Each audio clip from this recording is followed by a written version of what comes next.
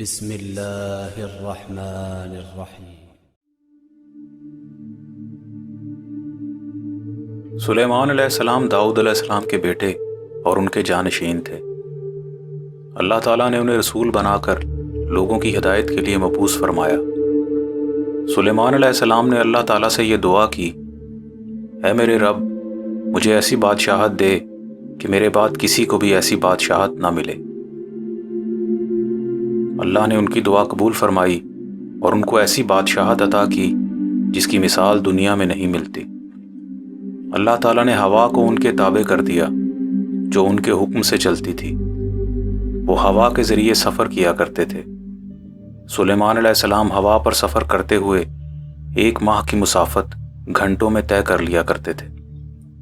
اللہ تعالیٰ نے شیاطین اور جنات کو ان کے قابو میں کر دیا اور وہ سلیمان علیہ السلام کے حکم سے مکانات تعمیر کرتے تھے، سمندروں میں غوطے لگاتے تھے، یعنی جو بھی حکم انہیں سلیمان علیہ السلام کی طرف سے ملتا وہ اسے پورا کرتے تھے۔ اگر جنات اور شیاطین میں سے کوئی غلطی کرتا تو اسے سزا بھی دیا کرتے تھے۔ اللہ تعالیٰ نے سلیمان علیہ السلام کو پرندوں کی بولی بھی سکھائی، یہاں تک کہ وہ چیونٹی کی بات بھی سن لیتے تھے۔ ایک دن سلیمان علیہ السلام نے اپنے تمام لشکر جمع کیے، جن میں چرند، پرند، جنات اور انسان شامل تھے۔ جب وہ لشکر چیونٹیوں کی ایک وادی سے گزر رہے تھے تو ایک چیونٹی نے دوسری چیونٹی سے کہا، اپنے اپنے بلوں میں گھس جاؤ، ایسا نہ ہو کہ سلیمان کا لشکر ہمیں کچل ڈالے۔ سلیمان علیہ السلام نے ان چیونٹیوں کی یہ گفتگو سن لی اور مسکرائے، پھر اللہ تعالیٰ کا شکر ادا کیا جس نے انہیں طاقت سے نوازا۔ سلیمان علیہ السلام کو جہاد و لشکر سے بہت رغبت تھی، اس لیے انہوں نے بہت سے گھوڑے پال رکھے تھے۔ وہ ان گھوڑوں کی دوڑ بھی کروایا کرتے تھے۔ سلیمان علیہ السلام کی 70 بیویاں تھیں۔ ایک دن لشکر و جہاد کے ولولے میں کہنے لگے، آج رات میں اپنی 70 بیویوں کے پاس جاؤں گا، ہر ایک حاملہ ہوگی اور ہر ایک میں سے ایک لڑکا پیدا ہوگا جو اللہ کی راہ میں جہاد کرے گا۔ ان کے ایک ساتھی فرشتے نے کہا کہ انشاءاللہ کہیں، لیکن جوش جہاد میں وہ انشاءاللہ کہنا بھول گئے اور تمام بیویوں کے پاس گئے، لیکن کسی بیوی کو حمل نہ ٹھہرا سوائے ایک کے، اور اس کے ہاں بھی جو لڑکا پیدا ہوا وہ نصف دھڑ کا تھا۔ اس باب میں رسول اللہ صلی اللہ علیہ وسلم فرماتے ہیں کہ اگر وہ انشاءاللہ کہہ دیتے تو ویسا ہی ہوتا جیسا انہوں نے کہا تھا۔ ایک دن سلیمان علیہ السلام نے پرندوں کے تمام لشکروں کو جمع ہونے کا حکم دیا۔ پرندے حاضر ہو گئے، لیکن ہدہد غائب تھا۔ سلیمان علیہ السلام نے کہا، ہدہد کیوں غیر حاضر ہے؟ میں اسے اس غیر حاضری پر سخت سزا دوں گا۔ کچھ دیر گزری تو ہدہد حاضر ہو گیا اور کہنے لگا، میں ایک ایسے ملک کی خبر لایا ہوں جہاں ایک عورت حکومت کرتی ہے، اس کے پاس ایک عظیم الشان تخت ہے جس پر وہ بیٹھتی ہے۔ سلیمان علیہ السلام نے اسی وقت ملکہ سبا کے نام ایک خط لکھا اور ہدہد کو وہ خط دے کر روانہ کر دیا۔ ہدہد نے وہ خط ملکہ سبا کے سامنے ڈال دیا۔ ملکہ سبا نے وہ خط پڑھا اور اپنے سرداروں کو طلب کر لیا اور کہنے لگی، مجھے ایک خط موصول ہوا ہے جو سلیمان کی طرف سے ہے۔ اس خط کی ابتدا بسم اللہ الرحمن الرحیم سے ہوئی ہے۔ اس میں لکھا ہے کہ مسلم بن جاؤ اور سرکشی نہ کرو۔ اب تم رائے دو کہ مجھے کیا کرنا چاہیے۔ سرداروں نے کہا کہ ہم بہت جنگجو لوگ ہیں، آپ حکم دیں۔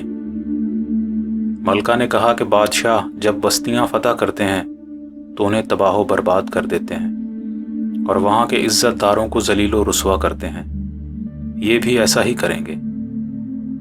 تو ابھی میں انہیں کوئی ہدیہ بھیجتی ہوں اور دیکھتی ہوں کہ قاصد کیا جواب لاتے ہیں۔ ملکہ کے قاصد جب سلیمان علیہ السلام کے پاس پہنچے تو سلیمان علیہ السلام نے کہا، کیا تم لوگ مال و دولت سے میری مدد کرنا چاہتے ہو؟ جو مجھے اللہ نے دیا ہے وہ اس سے بہتر ہے، تم لوگ واپس جا سکتے ہو۔ اب ہم ایسے لشکر لے کر آئیں گے جن کا تم مقابلہ نہیں کر سکو گے۔ جب وہ قاصد چلے گئے تو سلیمان علیہ السلام نے اپنے سرداروں سے کہا، تم میں سے کون ہے جو ملکہ سبا کا تخت میرے پاس لائے گا؟ تو ایک قوی ہیکل جن نے کہا، میں وہ تخت لے آؤں گا قبل اس کے کہ آپ اپنی جگہ سے کھڑے ہوں۔ پھر ایک آدمی نے کہا جس کے پاس کتاب کا علم تھا، میں وہ تخت لے آؤں گا قبل اس کے کہ آپ اپنی آنکھ جھپکیں۔ پھر وہ آنکھ جھپکنے میں وہ تخت لے آیا۔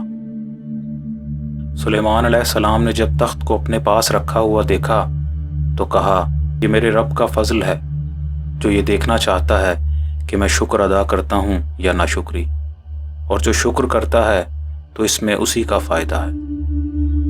پھر سلیمان علیہ السلام نے اپنے سرداروں سے کہا کہ تخت میں رد و بدل کر دو، ہم دیکھنا چاہتے ہیں کہ وہ راہ راست پر آتی ہے یا گمراہی پر جمی رہتی ہے۔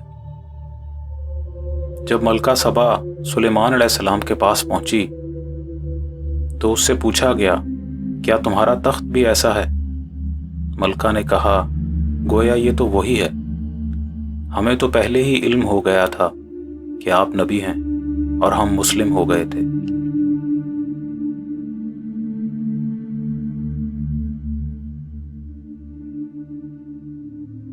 سلیمان علیہ السلام کے حکم سے جنات تعمیر کا کام کرتے رہتے تھے۔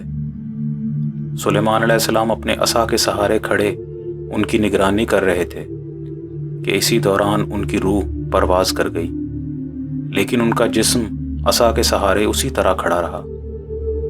جنات اپنے کام میں مشغول رہے اور سمجھتے رہے کہ سلیمان علیہ السلام زندہ ہیں۔ پھر سلیمان علیہ السلام کے عصا کو دیمک نے کھا لیا تو وہ کمزور ہو کر ٹوٹ گیا اور سلیمان علیہ السلام کا جسم زمین پر آ گرا۔ تب جنات کو علم ہوا کہ سلیمان علیہ السلام وفات پا چکے ہیں۔ انہوں نے کام چھوڑ دیا اور اب انہیں معلوم ہوا کہ وہ غیب کا علم نہیں رکھتے۔ اگر انہیں غیب کا علم ہوتا تو سلیمان علیہ السلام کی وفات سے بے خبر نہ رہتے۔